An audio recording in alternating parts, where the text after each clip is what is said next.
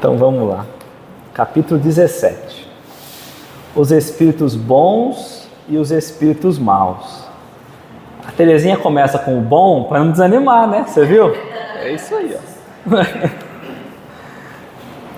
Espíritos bons caracterizam-se por qualidades morais e disposição de ajuda ao semelhante, encarnado ou não. Então nós já aprendemos que o que difere um espírito bom do mal são as questões morais, tá?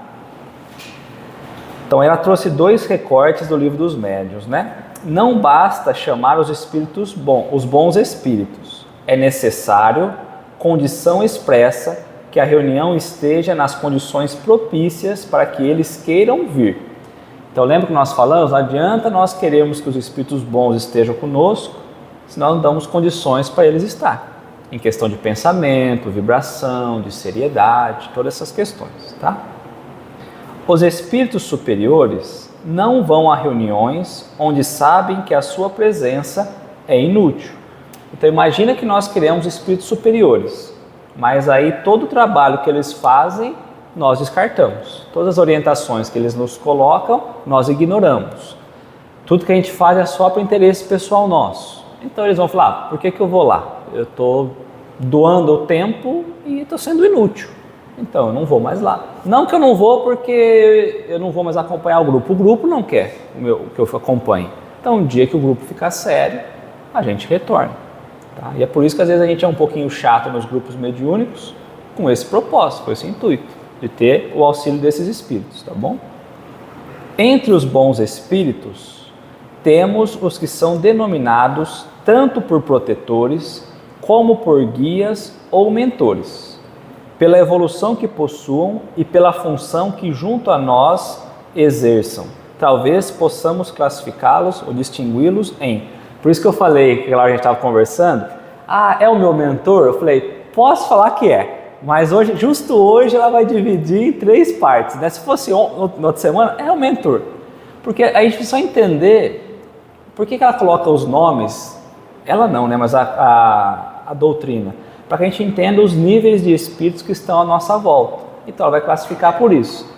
Quando a gente fala um mentor nosso, a gente entende que é um guia protetor que ajuda a gente ali, né? Mas agora vai colocar o nome só para diferenciar, tá?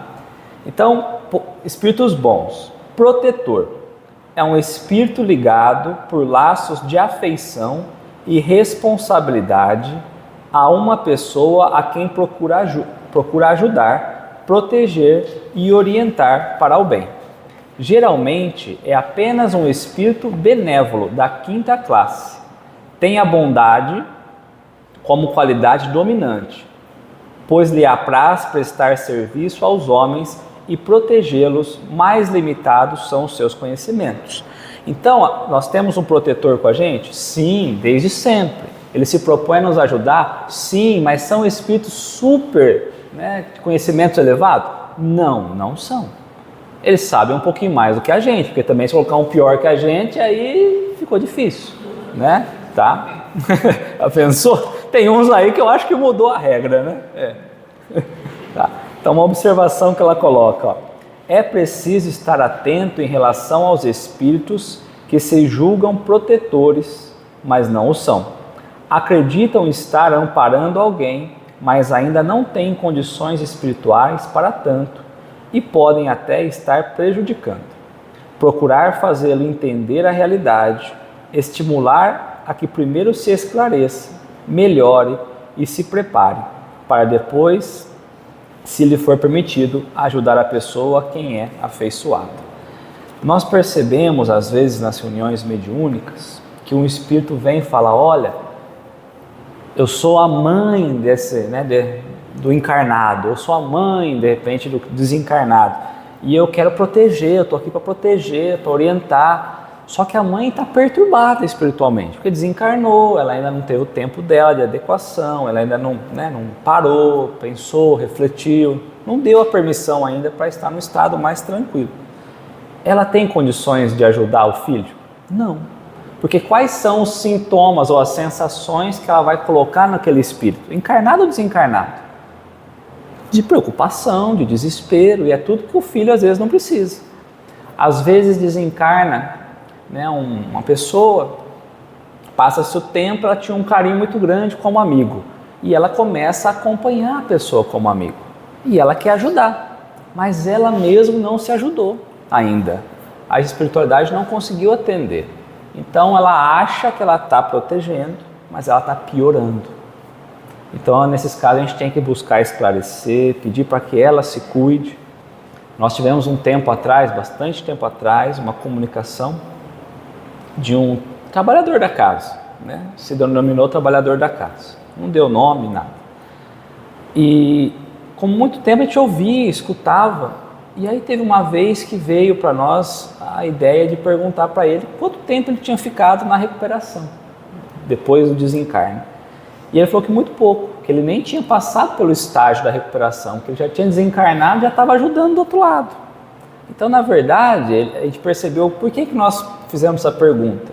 Porque as orientações dele eram orientações que no fundo estavam atrapalhando a condução das coisas.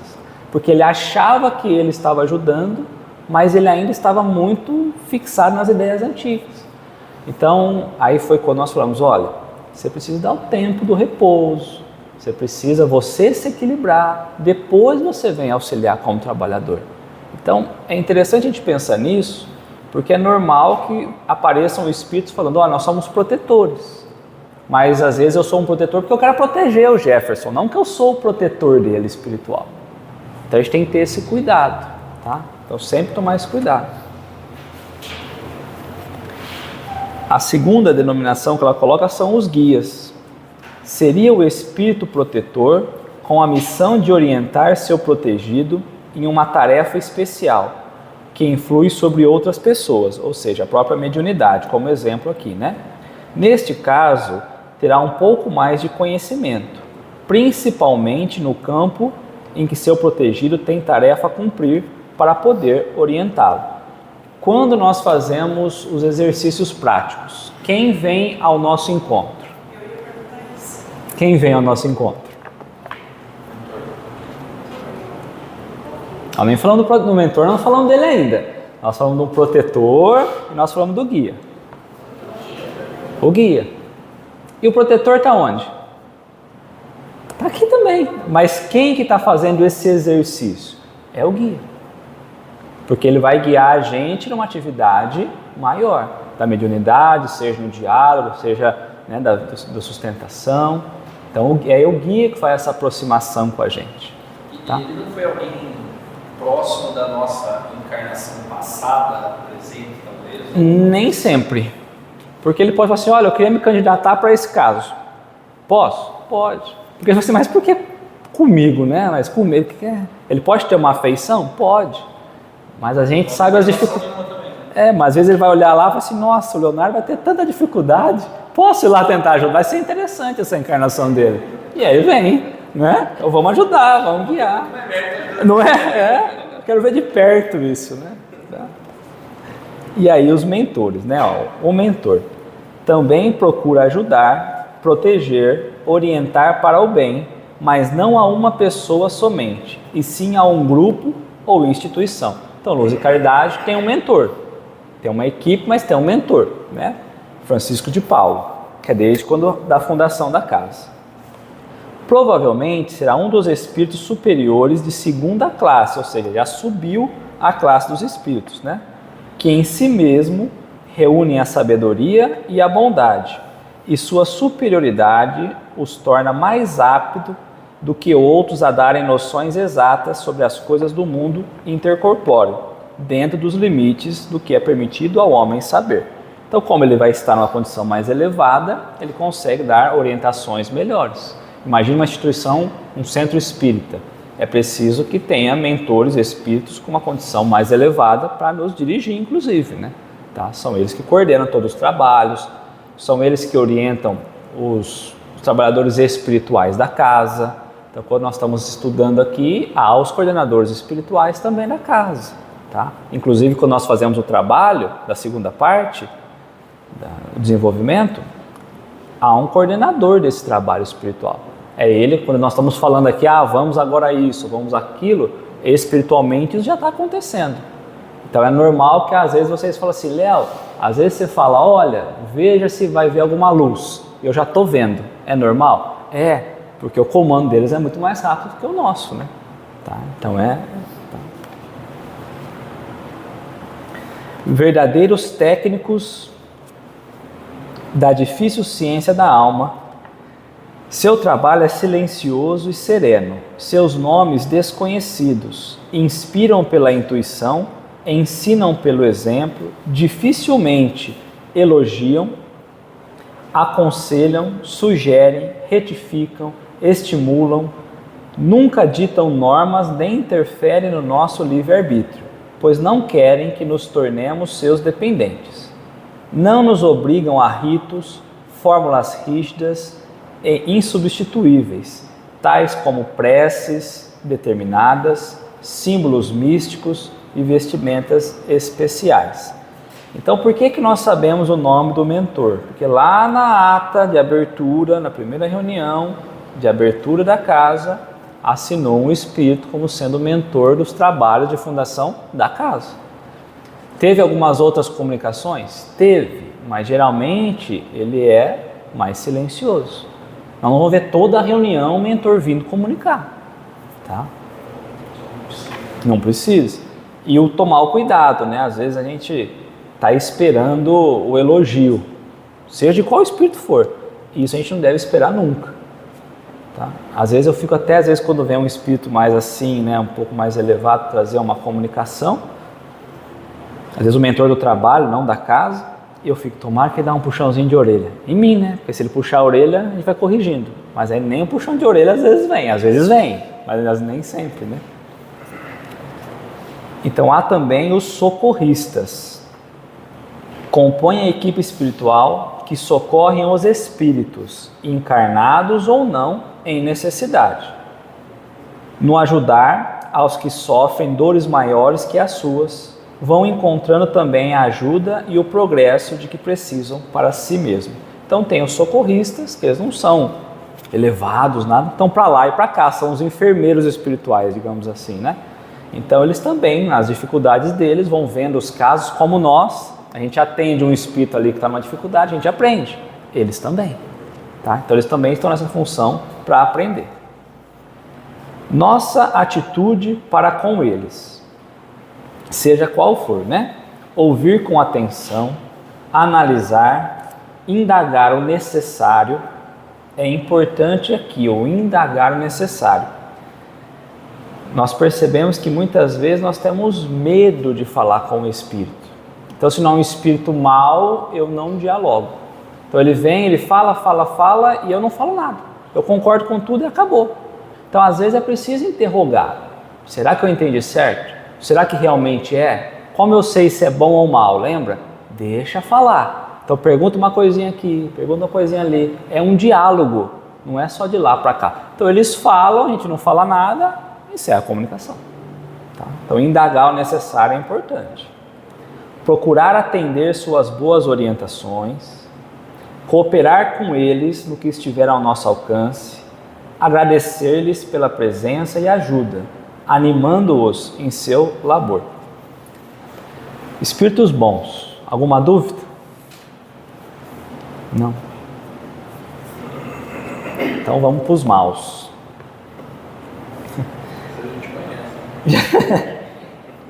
Melhor que os bons, né? É isso aí. A gente conhece melhor que os bons. Os maus. Quer simplesmente irresponsáveis ou conscientemente malévolos. Os espíritos maus não são seres demoníacos à parte da criação. Eles nada mais são que as almas dos homens que, quando encarnados, foram levianos ou malvados.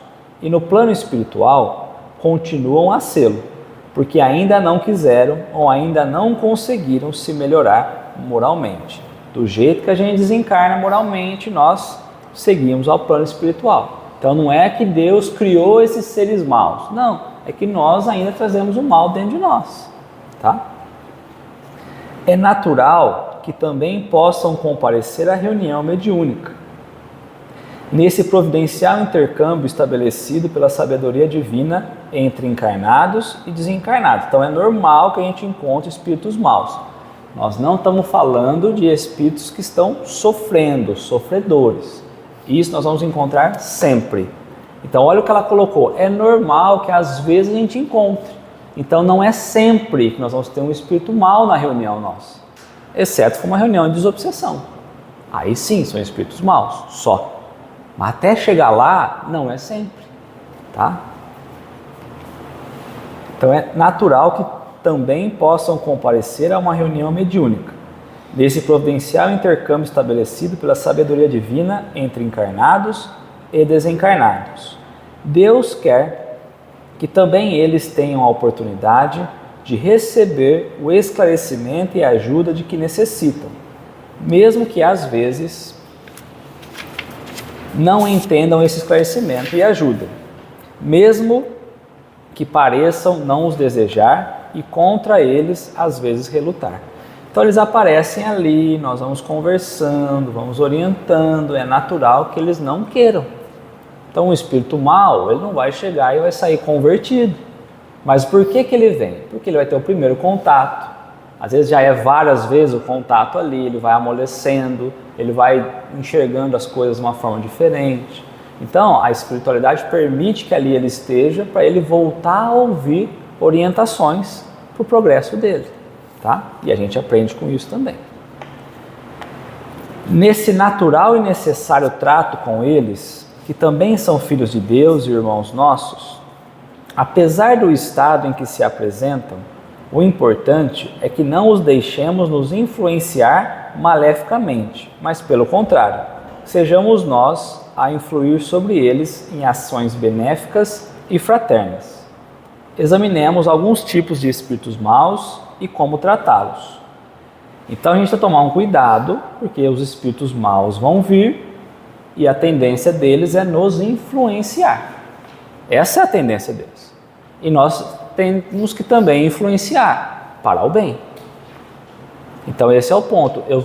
Às vezes eu não percebo, eu vou entrando nesse estado que eles vão colocando, que ela vai colocar para nós agora, e quando eu vejo ele já me desestabilizou fluidicamente. E aí a gente perde, né, qualidade na comunicação. Então, às vezes vai ganhar tempo em cima da gente, né, vai se passar para o outro espírito, tudo aquilo que nós já falamos. Mas porque nós permitimos isso, nós fomos caindo ali na conversa e fomos rebaixando a vibração, tá? Então examinemos alguns tipos de espíritos maus e como tratá-los. Os galhofeiros, os zombeteiros e os brincalhões. Então tem espírito que chega fazendo brincadeira, contando piada, né, tirando, né, zombando com um, zombando com o outro, tá? Então não deixar que se assenhoreie do ambiente, ainda que às vezes o achemos divertidos. Então ele solta um pedacinho, às vezes a gente ri aqui, ele vai fazer outra coisa, a gente vai soltando, a gente não vai percebendo e vai entrando no estado deles. Tem espíritos inteligentes maus, tá? Advertir quanto à consequência de sua semeadura e do modo irresponsável.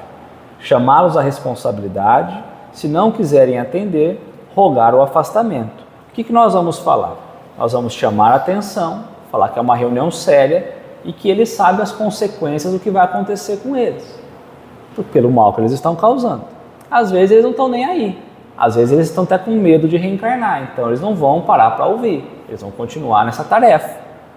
Então a gente vai pedir o quê? Pede o afastamento. Lembra que nós falamos do afastamento? Pede para a equipe espiritual, às vezes o grupo entra em união numa prece, né? Mas não deixa ganhar espaço.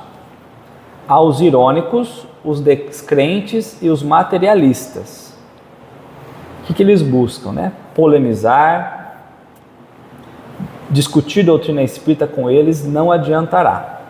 Abordá-los com fraternidade e firmeza. Fazê-los sentir o que em verdade lhes convém como espírito imortal que são e que estão perdendo com a sua atitude errada. Dialogar até certo limite. Se não se dispõe à modificação ou aproveitamento, convidar mais uma vez ao afastamento, né? Então não adianta a gente querer debater doutrina espírita. A gente pode falar de imortalidade da alma um pouco, mas às vezes ele é descrente. Então eles estão com um certo cuidado, porque eles vão ficar gastando ali, batendo, debatendo, e nós entramos na pilha deles, porque quem não acredita faz o esforço para que o outro não acredite. Então ele vem justamente para descredibilizar a gente, e a gente está tentando brigar com ele. A partir da hora que eu me coloco a brigar, eu já entrei no que ele queria. Então a gente tem que tomar esse cuidado.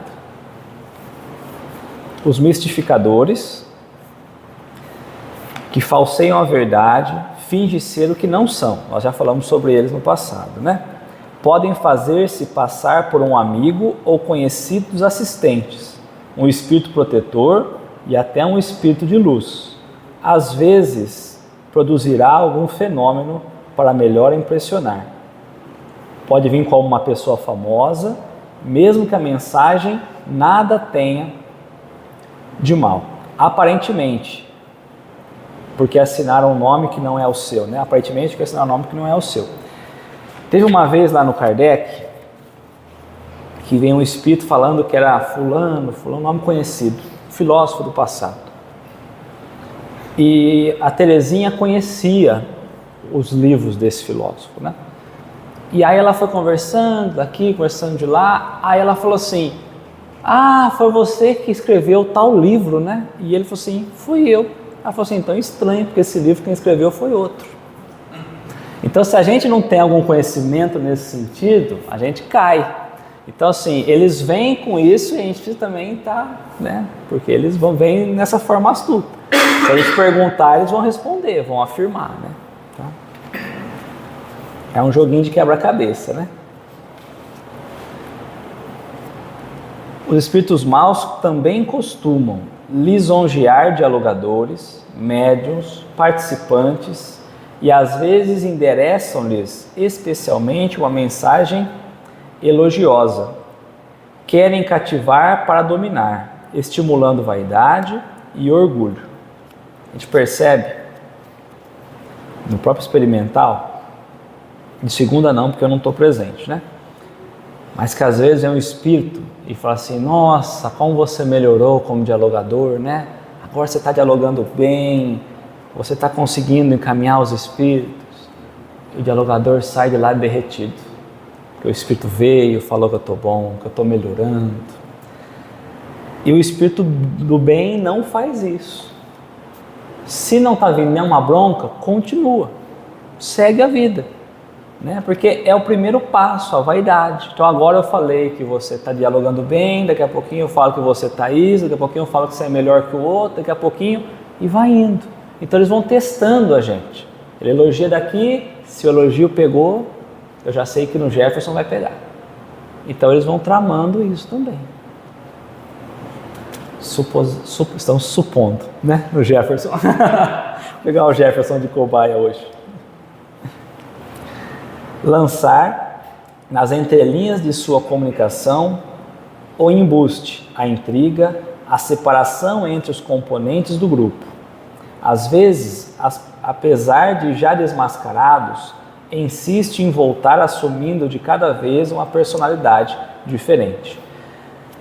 Muitas vezes eles vêm de forma sutil, eles não vão colocar uma pessoa contra a outra, mas traz uma sensação assim: olha, dialogador, você não está sendo muito bem reconhecido pelo dirigente, não tem problema.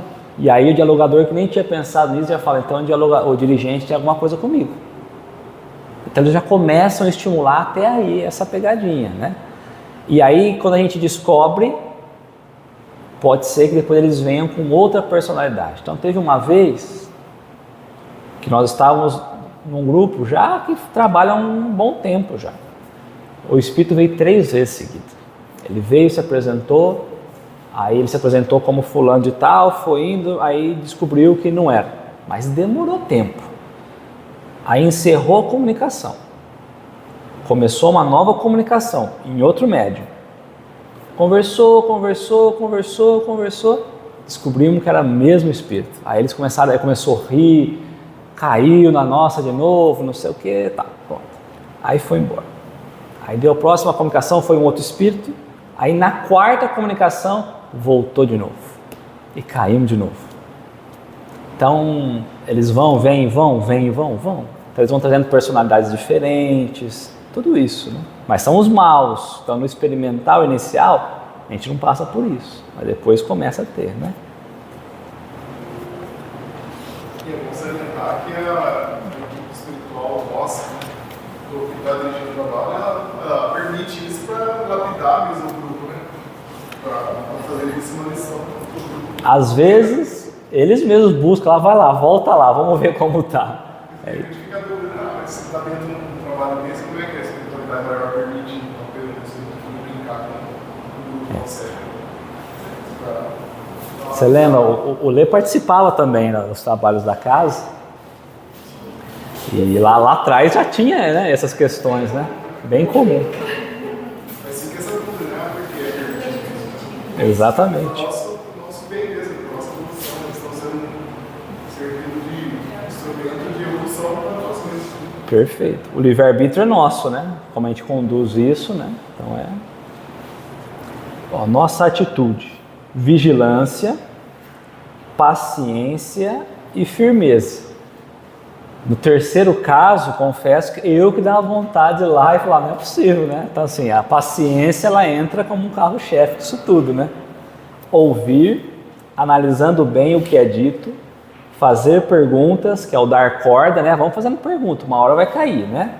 Para ver se o que dizem combina com quem afirmam ser ou se caem em contradição.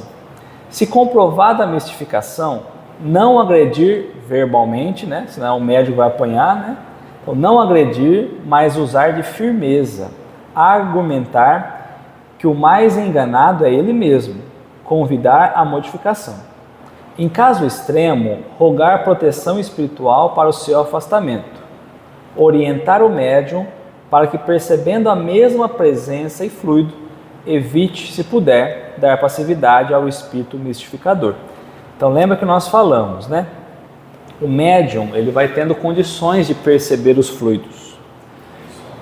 Então pode ser que ele não vai lembrar, né, assim, na outra semana, mas na mesma semana ele percebe as vibrações do espírito. Ele fala, ué, esse espírito aqui é aquele. Então é mais natural do que a gente imagina. Então às vezes o médium vai falando assim, com o tempo, tá, gente? Passando, né, já controlando a mediunidade. Assim, olha, eu estou sentindo aqui, e o espírito que vem é aquele espírito que veio talvez, porque ele guardou nele aquelas sensações. A mesma sensação que a gente tem do mentor, do protetor, do guia nosso, né? Tá? Então, ele vai sentir. Então, sentiu, se já foi uma mistificação, na próxima vez não dá passividade. Tá?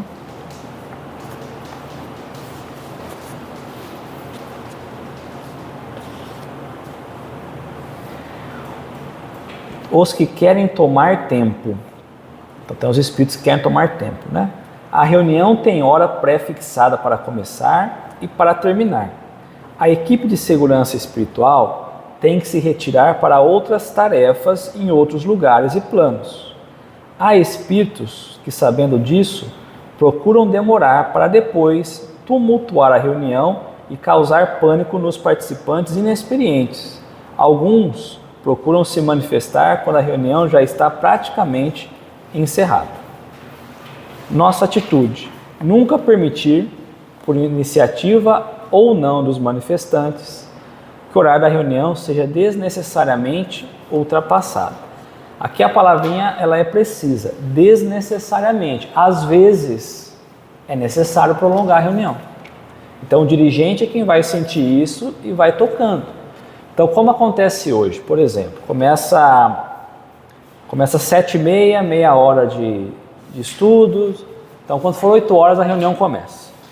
Quando for 9 horas, a reunião está encerrando. 8h40, 8h50. O dirigente já começa a olhar e já fala, vamos encerrar, desconcentra. Quem está dando a comunicação dá a última comunicação, mas ninguém mais concentra. E às vezes tem alguém ali que dá a manifestação. Quer dizer, já estava programado que ia encerrar, e aí o espírito vem. E aí para tudo, vamos esperar aquele espírito que ali muitas vezes está ali só para fazer perder tempo.